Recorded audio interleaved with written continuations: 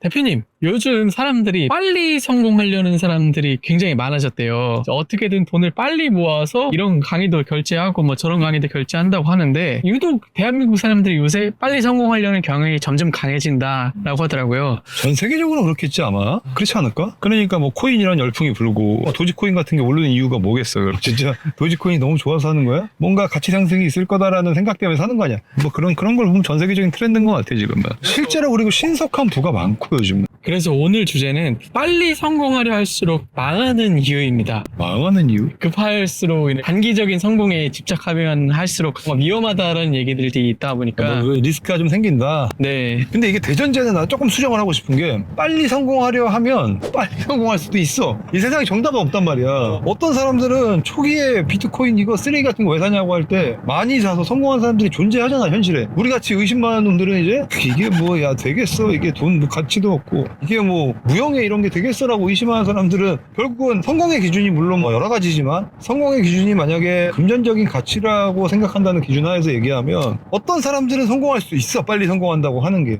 이 세계 절대적이진 않은 것 같아. 하지만 이제 확률적으로 그러다 보면 넘어질 가능성이 많지. 걸어가는 사람보다 미친듯이 뛰어가는 사람이 돌풀이에 걸릴 확률이 좀 더 높은 건 사실이잖아. 그런 거? 저는 약간 예전에 대표님이 해주셨던 말씀 중에 20대에 성공하면 오히려 위험하다라는 얘기들이 기억났었거든요. 주변에 보면 일찍 성공했다가 망한 사람이 의외로 많다. 이 사람들이 신경이 없어져. 왜 그럴까? 일찍 성공한 사람은 그만큼 실패를 들였다는 얘기야. 실패나 막 고난이나 그때 되게 괴로울 수 있는데 그게 내 놈들이 선이 될 때가 있어. 그런 사람들이 오래 가더라고. 그거는 약간 좀 다른 것 같아. 그거는 빨리 성공하려면이 아니라 그렇다고 20대에 성공하면 위험하니까 나는 일부러 천천히 해야지 해서 막 예를 들어 잘 되고 있는 회사를 갑자기 때려쳐버려. 이거 이상하잖아. 이게 약간 다른 의미라는 거지. 근데 성공이 빨리 오면 조금 위험하지. 이건 100%인 것 같아. 이건 100%야. 혹시 어떤 이유 때문에? 예를 들면은 최근 이제 대선이 지금 이슈니까 정치 쪽을 내가 좀 예를 들어보면 한 번도 아르바이트를 해보지 않고 한 번도 어디 누군가 밑에서 막 머리 조아리면서 일해보지 않고 혹은 내 개인 사업을 한 번도 해보지 않은 사람이 갑자기 국회의원이 됐어. 그러면 당선된 사람이 대변해야 되는 게 이런 실제로 어떤 아픔을 갖고 있는 사람들을 대변해야 되잖아. 혹은 힘듦을 갖고 있는 사람들을 대변해야 되잖아.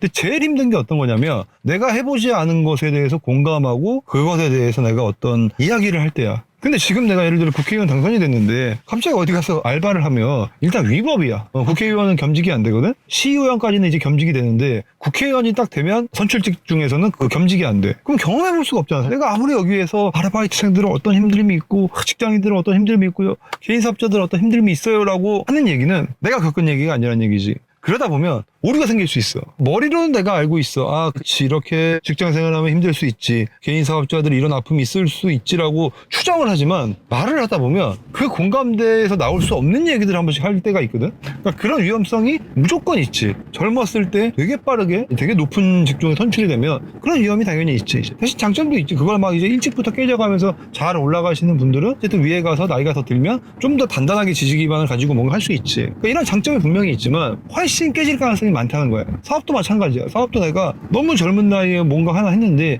이게 되게 어떻게 잘 됐어. 그럼 사업은 사실 90%가 운이거든?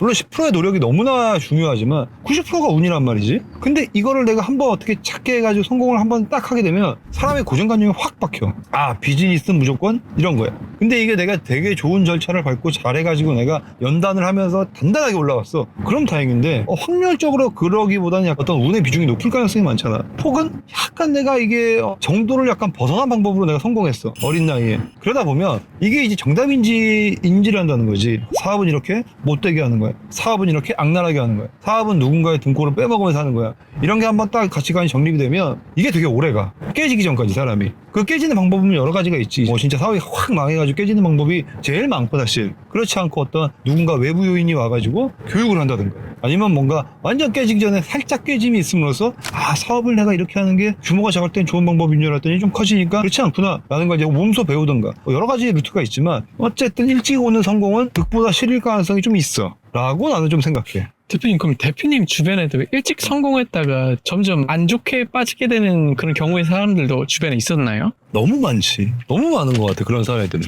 대표적으로 기억에 남는 분 있으실까요? 이거는 내가 어떤 사람이 이렇게 지칭하기에는 너무 실례고 그냥 내가 포괄적인 예를 좀 들어보면 나는 내가 이제 사업을 하면서 선배들이 하는 걸 내가 유심히 보는 사람 중에 한 명이거든. 예를 들어 이 우리 업종에 선배가 누가 있나 1등이 누군가? 내가 1등을 해야 되니까. 나는 무슨 업을 시작하면 일단 내가 이 업에서 1등을 할 수 있는 없나를 먼저 보는 것 같아. 저 사람은 일단 내가 1등을 완전히 따라가고 나서 그 다음에 내가 그걸 넘어설 수 있는 거 아니야. 물론 내가 너무 창의적인 방법으로 막 이 사람이 전혀 생각지 못했던 방법으로 내가 확 돌아설 수도 있지만 내가 사업을 해보니까 이 멍청한 놈 저렇게 하고 있네 이런 방법이 있는데 하고 내가 하다 보면 저 사람도 이 생각을 했는데 여기서 뭐가 막혔구나를 배울 때가 많더라고. 내가 되게 창의적인 방법이고 저 사람 멍청한 생각을 몰랐네 해서 내가 해봤더니 어느 순간 저 사람도 이걸 알고 있는데 이런 오류가 있어서 이걸 안 하고 있던 거구나를 깨달을 경우가 너무 많이 왔었어. 그러니까 무슨 말이냐면 선배들이 안 하는 그 루트에는 안 하는 이유가 보통 있더라고. 그거를 이제 나중에 내가 변칙적인 방법들 해보면서 깨달은 거지. 물론 뭐 이제 내 창의성이나 능력이 부족해서일 수 있어. 어쨌든 포괄적인 범위에서는 그런 경우가 많은 것 같아. 그래서 그러다 보니까 그걸 내가 몇 번 겪다 보니까 이제 내가 선배들이 하는 그 루트랑 그 이유와 그대로 하는 업무 방식이나 이런 걸 내가 되게 혼자 많이 보는 스타일이야 나는. 그래서 지금은 일단 그 사람들이 하는 방식에 대해서 내가 완벽하게 마스터를 한 다음에 창의력을 발휘하려고 노력을 해. 일단은 내가 이 사람을 넘어서려면 이 사람이 하는 발끝까지 내가 따라가야 될 거 아니야. 그래야 내가 넘어서지. 약간 이런 느낌이지. 마라톤을 하는데 어떤 사람은 코스가 이렇게 유턴이야? 그러면 이렇게 가로질러 가면 얘가 돌아오는 걸 내가 이길 수 있는데 저 멍청한 놈 왜 이렇게 가지? 라고 생각하고 내가 가로질러 가려고 그랬더니 여기 딱 도착하니까 보이지 않는 이런 웅덩이가 있는 거야. 해서 나 다시 뒤로 와서 돌아가야 되는 경우들이 내가 너무 많았다는 거지. 그래서 이 사람을 따라잡으려면 결국은 내가 이 사람이 유턴할 때까지 최대한 빨리 쫓아가가지고 이 사람이 어떤 발 뒤꿈치에 내가 도착을 해야 그 다음 내가 이제 이 사람을 다른 방식으로 이제 좀 이길 수 있는 그런 경우가 나오는 것 같더라고. 나는 그렇게 생각해. 근데 어쨌든 간에 그래서 내가 이제 보다 보면 가끔 근데 선배들이 이 트랙을 따라가지 않고 갑자기 지름길로 가는 경우들이 한 번씩 보이더라고. 그럼 내가 이제 혼동이 올 거 아니야.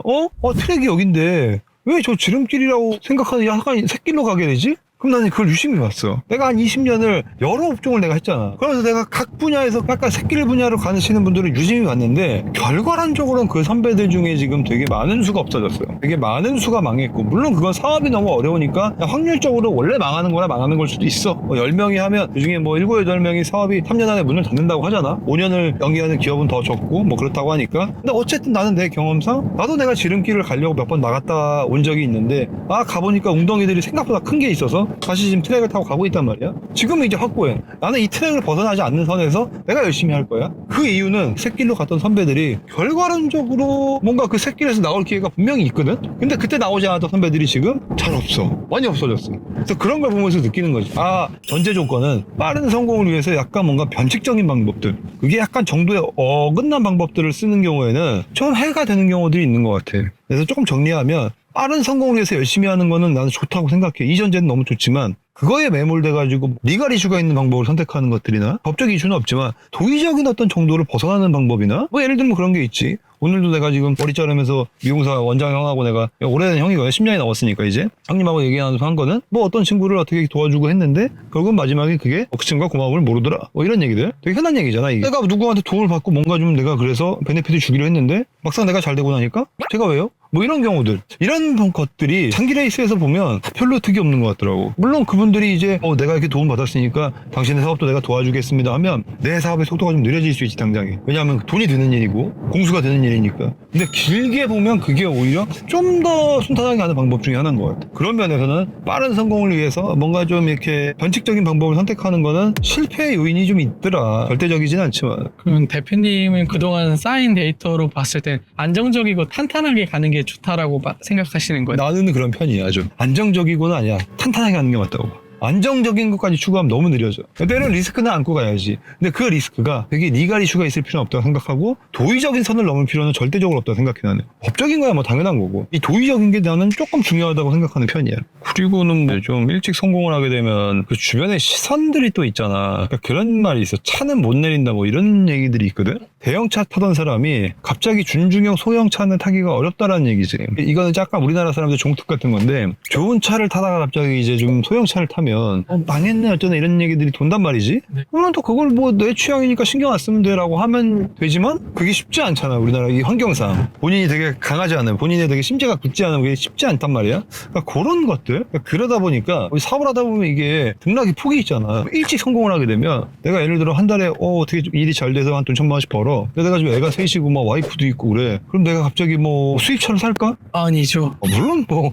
차를 너무 좋아서 살 수도 있지만 네. 확률적으로 낮지. 근데 내가 지금 20대에다 혼자야. 내가 토요일마다 클럽 가야 돼. 근데 나 한 달에 1,000만 원씩 벌어. 그럼 수입차 안 살까? 그 정도는 사겠지. 그죠? 그 정도의 이제 어떤 용기가 있으면 산단 말이야. 그랬는데 갑자기 사업이 내가 이제 등락폭이 있어서 생각보다 어려워졌어. 그럼 차도 줄이고 뭔가 지출도 줄이고 이거 딱 긴축을 해줘야 되는데 일찍 성공을 맛보게 되면 그런 데에서 좀 둔화가 되는 것 같아. 좀 이제 이런저런 일을 겪다 보면 사람이 지금 당장 막 돈을 되게 많이 벌어도 사업이라는 게 나중에 어려워질 수 있으니까 현금을 좀 보유해야지.